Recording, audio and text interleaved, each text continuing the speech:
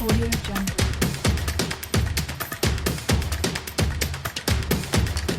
Audio Jungle. Assalamualaikum warahmatullahi wabarakatuh. Kembali lagi di podcast Man Satu Nganjuk bersama saya Faridatus Salsabila.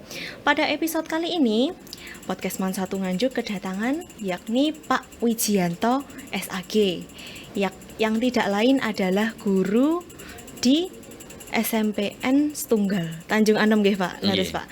Baik. Jadi Pak Wijianto nggih saya manggilnya. Nggih. Pak Wijianto ini kesehariannya bagaimana Pak? Assalamualaikum warahmatullahi wabarakatuh. Waalaikumsalam. Terima kasih pada Mbak Farida ya. Alhamdulillah dalam keadaan sehat walafiat, termasuk keluarga dan semoga semua kru ini juga dalam keadaan sehat walafiat selalu mendapatkan petunjuk dari Allah Subhanahu wa taala. Terima kasih. Untuk kesehariannya saya bertugas punya kewajiban untuk mendidik anak-anak kami di SMP 1 Tanjung Anom. Ya, walaupun rumah saya jauh di Kediri, yaitu bidang mapel yang saya ampu adalah pendidikan agama Islam. Gitu. Nggih.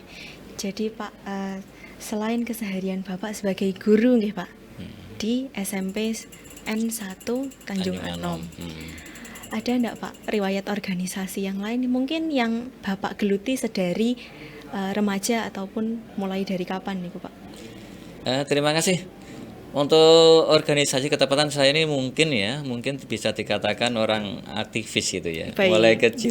Mulai kecil itu mulai di kampung mengikuti kegiatan keagamaan khususnya PPNO, kemudian nanti di Karang Taruna, kemudian remaja masjid, ketua remaja masjid juga.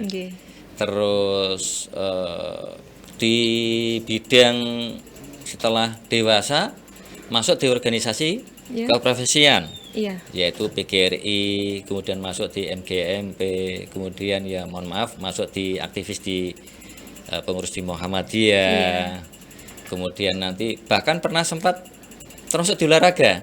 Baik. Saya bidang apa Pak? Kalau bidang voli. Saya voli. pengurus PBFI tingkat kabupaten. Baik. Bahkan juga menjadi wasit. Jadi wasit. dapat sertifikat voli. Gitu. Jadi sudah dapat itu. Jadi guru agama tapi alurnya aktivis olahraga juga. Iya juga sampai sekarang. Baik. Alhamdulillah gitu. Alhamdulillah. Ya. Riwayat pendidikannya Pak, mulai dari SMA mungkin jenengan menempuh pendidikan di mana? Iya, terima kasih Mbak. Untuk pendidikan kami tempuh waktu di SD. Kita mulai dari SD ya. SD, kemudian sorenya itu MI. Iya. Terus malamnya itu Madin. Waduh. Zaman dulu sekali. Waktu era tahun 77 78 itu SD siangnya pulang nanti sore jam 2 sampai jam 5 di MI, malamnya di Madin. Sambil ngaji itu ya di masjid-masjid itu. Kemudian saya teruskan di MTS. MTS Pelemahan, MTS Al-Mutaqin. Kemudian setelah lulus tahun 86 saya lanjutkan di pendidikan guru agama Islam di Kediri. Setelah lulus itu kita lanjutkan di IAIN, Institut Agama Islam Fakultas Tarbiyah Malang waktu itu ya. Waktu itu tahun 94. Itu riwayat pendidikan saya. Baik. Masuk pada materi ya Pak. Pada segmen kali ini kami akan membahas mengenai akhlak dan tata krama Pak. Dari awalnya akhlak dan tata krama. Yang pertama kali munculkan akhlak Pak. Mungkin akhlak itu sebenarnya seperti apa? Definisinya mungkin. Terima kasih. Kalau akhlak nih di konsepsi materi agama Islam itu ada 5 Mbak ya. Ada 5. Satu itu tauhid ya. Tauhid itu keimanan. Baik. Tauhid itu keimanan. Jadi iman kepada Allah, iman kepada malaikat, iman kepada Rasul, iman kepada kitab. Semua yang menyangkut keimanan itu tauhid. Konsepsi dalam Islam. Kemudian yang kedua adalah ubudiyah, ibadah. Ibadah. Salat, zakat, haji, puasa dan sebagainya itu adalah ibadah. Yang ketiga adalah akhlak. Akhlak ini adalah membangun karakter pribadi dan ini adalah cerminan dari tauhid dan ibadah. Baik, jadi tercermin di akhlaknya. Akhlaknya. Baik. Jadi bisa juga dibalik, orang yang berakhlak baik itu cerminannya, imannya kuat, imannya tebal. Baik. Gitu. Ya. Oh iya Pak. Nah, dilihat dari mungkin anak muda. Sekarang itu banyak fenomena seperti mungkin yang menurut saya sendiri, saya yang sebagai anak muda itu melenceng dari tatanan agama. Menurut Bapak, sepantasnya atau tidak? Iya, ini termasuk sering saya sampaikan di semua kegiatan, termasuk pembelajaran di anak-anak usia remaja, usia anak SMP, SMA, bahkan termasuk program tinggi mahasiswa juga. Baik. Kalau kita runtut, apakah sudah sesuai dengan ajaran Islam atau syariat? Rupanya semakin modern ini, semakin kebablasan itu ya. Iya. Karena tidak terkontrol. Dan rupanya sekarang ini lebih cenderung anak-anak muda ini setiap berbuat itu sesuai dengan keinginannya. Iya. Tanpa kontrol keimanan tadi, kembali keimanan tadi, keimanan, dan akhirnya melahirkan akhlak yang seperti itu. Seperti itu. Akhirnya contohnya dari sisi pergaulan putra-putri, laki-laki, perempuan, kemudian untuk sholatnya, ibadahnya, kadang-kadang sering terabaikan. Iya. Sering terabaikan ya. Nah ini di era digital, di era modernisasi seperti ini, tetap keimanan itu tetap landasan yang paling utama dan pertama. Baik, gitu ya. ngoten. Nah, sekarang niku kan lagi zaman-zamannya handphone. Iya. Menurut Bapak, handphone ini berpengaruh atau tidak, atau mungkin media sosial berpengaruh atau tidak pada perkembangan akhlaknya anak remaja sekarang, atau biasa dikenal sebagai Gen Z? Iya. Terima kasih. Ini sering kami sorot ya. Iya. Sering kami sorot dengan adanya HP atau apa istilahnya, media sosial itu. Iya. Sangat tinggi pengaruhnya terhadap karakter jiwa seseorang. Baik. Lebih-lebih anak-anak seusia begitu ya. Memang sisi lain kita tidak menafikan bahwa HP atau media sosial itu tidak penting ya, malah sangat perlu kalau kita manfaatkan yang positif, yang baik gitu. Baik. Tapi sisi lain untuk anak-anak kita ini rupanya kalau imannya nggak kuat, maka akan dimanfaatkan, digunakan untuk hal-hal yang tidak diinginkan. Makanya saya sendiri pribadi sampai sekarang ketika saya praktekkan dalam mengajar di kelas, setiap jam saya agama, anak-anak pasti saya suruh HP-nya diletakkan di depan. Baik. Pengaruhnya luar biasa. Seperti dan ini, mungkin seperti apa Pak kalau pengaruhnya dari handphone itu tadi? Contohnya gini, anak-anak ini dari sisi satu hal yang sangat menyolok adalah kepedulian. Efek dari media itu atau teknologi yang canggih seperti itu, sisi lain itu kepedulian. Contohnya gitu ya, anak ketika waktunya belajar, ya kan? Baik. Padahal untuk masa depannya ilmu yang manfaat, asik begini. Entah apa game atau yang lain. Bukan yang lain gitu ya.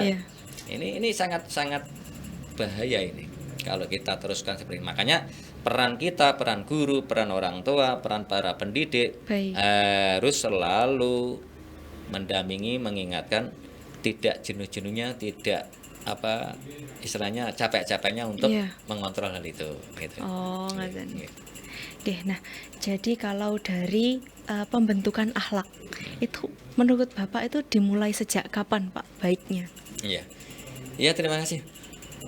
Sesuai dengan tuntutan agama Islam, pembentukan karakter anak ini ya dimulai dari sedini mungkin itu ya, dari pendidikan dari rumah tangga, terutama orang tua dan rumah tangga. Dan itu dasar utama dan utama. Karakter utama pendidikan agama, akhlak harus sedini mungkin disampaikan, diajarkan kepada anak-anak. Dan Rasulullah sudah sering menyampaikan hal itu bahwa pendidikan anak harus diutamakan. Di situ ya Pak, dimulai sejak sedini mungkin. Jadi nanti kalau sekiranya nanti sudah dewasa, ini nanti agak sulit. Mengerem itu agak berat itu. Tapi kalau sedini mungkin Nah, ini pakai HP nanti manfaat. Kalau perlu orang tua itu harus mengarahkan, oh ini manfaatnya seperti ini. Iya. Ini seperti ini. Kalau perlu agak sedikit tegas, waktunya sholat-sholat. Iya. Ya, waktunya ngaji-ngaji Iya. gitu. Jadi kalau sudah terbiasa mulai kecil, insya Allah semua itu apa istilahnya Habib terbiasa untuk berbuat, akhlak itu akan berkembang sebagaimana mestinya gitu. Iya. Oke. Kan banyak nih Pak, mungkin fenomena yang anak muda sekarang itu tata keramanya tidak terjaga, baik di lingkungan keluarga ataupun mungkin di sini di sekolah terhadap guru Pak. Kan sopan santunnya kurang, seperti apa? Nah, itu menurut Bapak cara perannya guru dalam membentuk akhlak itu bagaimana Pak? Iya, terima kasih. Eh, Guru itu di sekolah kan tidak hanya mengajar itu ya. Iya, Tidak hanya menyampaikan materi, bla bla bla bla bla di dalam kelas, tapi yang lebih kuat, lebih mendalam adalah tugas mendidik. iya, Nah, mendidik ini totalitas dalam arti Baik. jiwa raga karakter ini yang harus disentuh. iya, Kalau hanya jadi guru yang arahnya hanya mengajar, Mengajar. memberikan materi, Iya. hanya transfer pengetahuan ke siswa, iya, ini nanti nggak kurang mengena. Tapi kalau guru ini melibatkan diri ya sepenuh hati untuk mendidik anak-anaknya. Contohnya aja begini. Ketika ada anak-anak melanggar peraturan, iya, ya nanti dirupakan peraturan ya. baik, Siswa tidak boleh begini, siswa begini, siswa begini. Termasuk di MAN ini ada jadwal nanti jam ini harus wajib sholat berjamaah. iya, Kalau ketika sholat jamaah, kemudian ada bapak ibu guru umpamanya mengetahui ada anak yang tidak berjamaah, minimal kan iya, ditegur. ditegur, Jadi ini peran sangat penting, Baik. sangat penting sekali peran bapak ibu guru di sekolah itu untuk mengarahkan akhlak yang baik, akhlak yang karimah, iya, akhlak yang mahmudah. iya, Jadi tidak hanya sebenarnya ditumpukan pada guru agama saja. iya, kan biasanya kalau masalah akhlak seperti itu, itu guru agamanya, Iya. iya, Jadi semua bapak ibu guru yang mengampu mapel lain, matematika, bahasa Iya. Indonesia, bahasa Inggris, IPS semuanya itu sebenarnya adalah guru agama. baik, Sebenarnya guru iya, agama. Tidak Oke, hanya, nah guru agama yang kami yang kami laksanakan adalah guru agama yang di-SK-kan sebenarnya. Oh, iya. Begitu. Dan sebenarnya jadi guru agama Iya. ini semua bapak ibu guru itu guru agama. iya, Jadi beliau-beliau itu guru di sekolah itu adalah sebagai bapak, sebagai ibu dan sekaligus memberikan teladan kepada anak-anaknya. Ketika ada anak-anaknya, contohnya begini. iya, Ketika ada anak-anak yang melanggar peraturan sekolah, tidak harus menunggu guru agama. Iya kan? Iya. Ketika ada pelanggaran anak, terus bapak ibu guru itu mengetahui, melihat, langsung minimal diingatkan, minimal ditegur, walaupun tidak diberikan sanksi, Sanksi. gitu. Oh, jadi begitu. Jadi bukan hanya kewajiban guru agama, tapi Betul, semua betul. guru Semua guru harus berperan untuk membentuk karakter, membentuk karakter akhlak akhlaknya ini. itu. Ini poin yang sangat penting ini. Iya. Oke. Benar. Dari mungkin di sekolah, apakah hanya yang di sekolah saja Pak yang wajib untuk membentuk karakternya? Lingkungan lain bagaimana? Iya, lingkungan pendidikan itu ada beberapa hal ya. Satu yang pertama adalah keluarga ya. Iya. Sudah tadi saya sampaikan. Keluarga ini yang utama, yang pertama dan utama, terutama adalah orang tua ya. Iya. Ini pembentukan karakter, pembentukan akhlak yang luar biasa, termasuk pembiasaan terhadap ibadah ubudiyahnya mereka, Iya. anak-anak ini.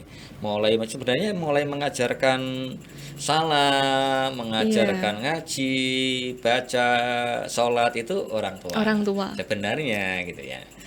Nah, cuma orang tua kadang-kadang nggak mampu, dilemparkan minta bantuan kepada pihak sekolah, dalam hal ini adalah bapak ibu guru. Baik. Dan ini kembali lagi pada guru agamanya lagi kadang-kadang. Iya. Padahal sebenarnya enggak.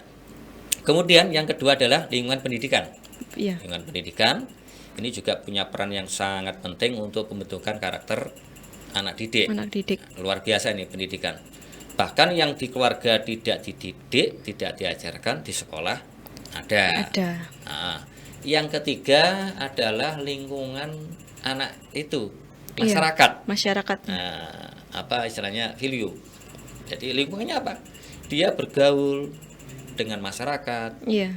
Ketika dia sudah tidak di sekolah, dia keluar rumah, bergaul dengan teman-teman di masyarakat atau berteman dengan sesama di sekolahnya, kemudian di masyarakat, apa yang terjadi?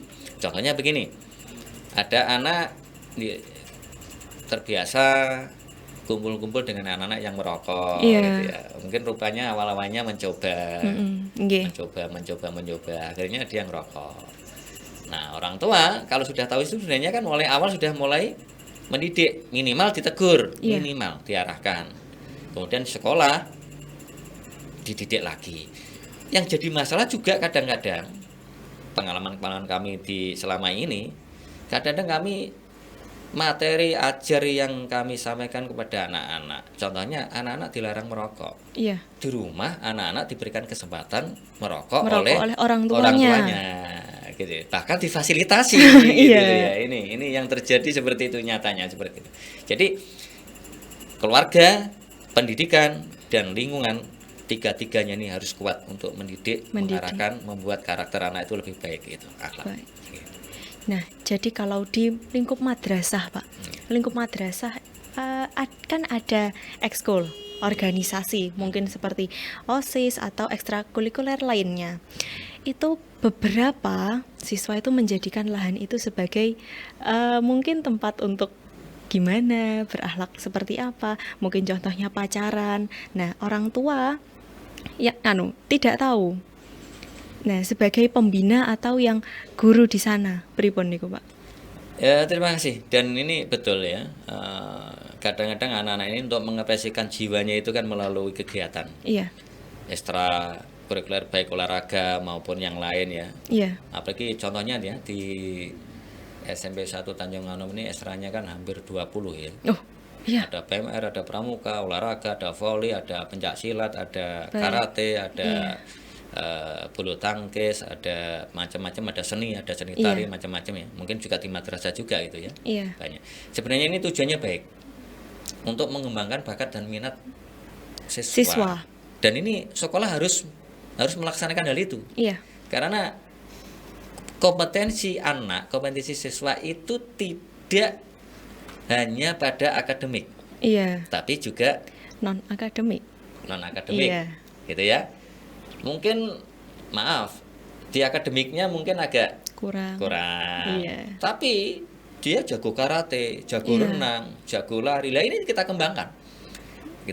Mungkin voli, mungkin hidupnya nanti suatu saat dia tidak melalui di akademik ini, mungkin dia jadi pemain nasional, pemain dunia, pemain apa. Nah, hidupnya seperti ini. Nah, cuma pihak sekolah dalam hari ini, pembina ekstra dan semua sekolah yang ada di sekolah itu harus dalam arti mendampingi, membina betul. Kadang-kadang anak-anak ini izinnya, contohnya yang izin ikut ekstra. Sebenarnya anak ini nggak ikut ekstra, ingin melabui orang tua, ingin keluar, yang dimanfaatkan untuk hal-hal yang tidak baik. Mungkin janjian dengan temannya yang lain, kesana. Akhirnya kadang-kadang terjadi, diketahui oleh masyarakat, loh ini sekolah siswa mana ini, seperti itu. Nah, ini juga yang tidak baik seperti ini. Pihak sekolah juga harus responsif terhadap hal seperti itu. Kami pun demikian. Ketepatan saya juga di Waka Kesiswaan harus sering memantau anak-anak yang ikut ekstra. Jangan sampai terjadi hal yang tidak diinginkan. Dan orang tua harus diberitahu nanti anaknya. Makanya kita data anak yang ikut ekstra ini, ikut pramuka, ikut PMR, ikut olahraga, karate, ikut voli, ikut senam, ikut renang. Kita data, kita sampaikan orang tua. Jadi nanti izinnya, jadwalnya pun kita beritahu. Jadi tidak serta-merta, umpamanya renang itu jadwalnya 2 hari, umpamanya hari Kamis dengan hari Sabtu. Ternyata dia izin hari Senin atau apalah, nanti kan dimanfaatkan waktu itu yang tidak baik. Gitu, ya. Termasuk melatih anak-anak kejujurannya itu. Untuk tidak membohongi orang tuanya. Tidak membohongi orang tua, seperti itu. Dan ini sebenarnya ada beberapa kasus juga, kadang-kadang ini anak-anak ini termasuk pulangnya. terlalu larut atau gimana gitu, Momennya ekstra itu dilaksanakan jam 3 sampai setengah 4 atau jam 4. Iya. Pulangnya sampai maghrib. Iya. Akhirnya melalaikan, melupakan yang kewajibannya sholatnya. Iya. Dan orang tua juga harus peka. Ya ini, kembali lagi, orang tua menanyakan ke sekolah, apa betul anak saya pulangnya kok sampai jam segini? Betul Iya. enggak? Ternyata oh enggak. Tidak. Oh betul Bu, sudah pulangnya mulai jam 4 tadi. Lah kemana? Tadi ditanya. Iya. Jadi tidak mengurangi hal yang tidak diinginkan tadi, seperti itu. Iya, baik Pak. Nah, mungkin nih ada ndak tips dari untuk Bapak, tips dari Bapak untuk anak-anak agar mungkin lebih tertata lagi akhlaknya, itu seperti apa Pak? Iya. Terima kasih. Untuk pembinaan akhlak ini sebenarnya kalau dari pihak pendidikan saja sebenarnya terus terang agak berat ya, apalagi di era sekarang. Semua elemen mulai berangkat dari rumah tangga, keluarga, pendidikan, dan pendidikan pun juga semuanya. Tidak hanya kepala sekolah, tidak hanya guru agama, semuanya yang ada di sekolah itu adalah guru agama. Kemudian kita harus ada kepedulian terhadap anak itu. Iya. Kalau kita abaikan, maka anak ini akan membiasakan hal itu. Iya. Contohnya begini, mohon maaf, saya ulangi lagi. Baik. Anak berkata kotor. Kalau orang Jawa, orang desa misuh gitu ya. Okay. Di depan guru tahu anak ini misuh mamanya, berkata kotor. Tapi kalau dibiarkan, nanti sekolahnya biasa boleh ini ya. Ini mau nggak mau, siapapun yang tahu yang ngatai minimal ditegur. Nah, jangan gitu, jangan ngomong kotor ini. Jadi tetap ada teguran, ada proses. Akhirnya ini menekan anak-anak yang berbuat yang tidak baik. Iya. Jadi akhlak yang baik kita munculkan seperti itu. Baik. Nah, menuju bulan Ramadan nih Pak, banyak juga mungkin kegiatan siswa yang sok sibuk. Contohnya ngabuburit, bukber di kalangan alumni mana. Dan itu mungkin agak melenceng dari akhlak Pak, sampai mungkin ikhtilat, atau mungkin meninggalkan sholat. Betul. Iya. Menurut Bapak, caranya agar sebagai mungkin guru atau orang tua nih Pak, caranya agar anak itu boleh mengikuti hal seperti itu tapi tidak melupakan ibadahnya. Iya. Dan ini fenomena nyata sekarang Iya. ini. Di akhir-akhir tahun ini, di era zaman sekarang ini, ngabuburit ini suatu kebutuhan rupanya. Baik. Kalau sudah di bulan Ramadan ini mulai jam 3 malah mengkhususkan waktu untuk persiapan sampai maghrib, sampai berbuka. Sebenarnya gini ya, ini yang fenomena ini sering kami kritisi, walaupun ini fenomena sosial ya. Baik. Fenomena sosial, kalau sore ini wong puasa kok ya istilahnya malah khusus memfokuskan pikiran dan jiwanya untuk mensucikan diri jiwa kita. Bukan malah menyibukkan diri untuk menata makanan, persiapan dan sebagainya dengan alasan ngabuburit, menikmati yang lain. Coba kalau kita manfaatkan untuk ibadah, tadarus, deres atau yang lain. Malah nanti ya yang terjadi untuk anak remaja, anak muda ya terjadi ikhtilat seperti itu ya Pak. Percampuran yang luar biasa, padahal itu di bulan Ramadan. Dan fenomena sosial ini sering, walaupun di hati kami juga sering berontak, tapi juga sering minimal kami ketika menyampaikan hal ceramah-ceramah di masjid-masjid itu, jadwal itu sering kami sampaikan, termasuk di depan anak-anak. Nah, peran guru juga selalu menyampaikan. Sekali lagi, peran guru agama tetap di depan rupanya menyangkut hal ini. Jadi tetap mengingatkan paling tidak anak-anak jangan melakukan hal seperti itu, apalagi kegiatan-kegiatan sore ngabuburit ini nanti yang sering terjadi malah itu tadi, kita menyenangkan diri kita dengan berbuka puasa, tapi kita juga meninggalkan dosa yang lain. Contohnya tidak sholat jamaah. Akhirnya padahal dalam bulan Ramadan itu kita tingkatkan amal kita, puasa kita jaga, termasuk dari pandangan, termasuk dari ya percampuran anak laki-laki dan perempuan, termasuk ibadah kita Iya. tingkatkan. Nanti keluar dari bulan Ramadan semakin Syawal semakin meningkat, kan Baik, begitu nggih. sebenarnya. Harusnya Nggih. dari yang harusnya menumpuk pahala malah menumpuk dosa. Betul. Nggih. Betul. Jadi mungkin podcastnya sampai sini Pak, waktunya sudah memang niku amit niki. Nggih. Oke.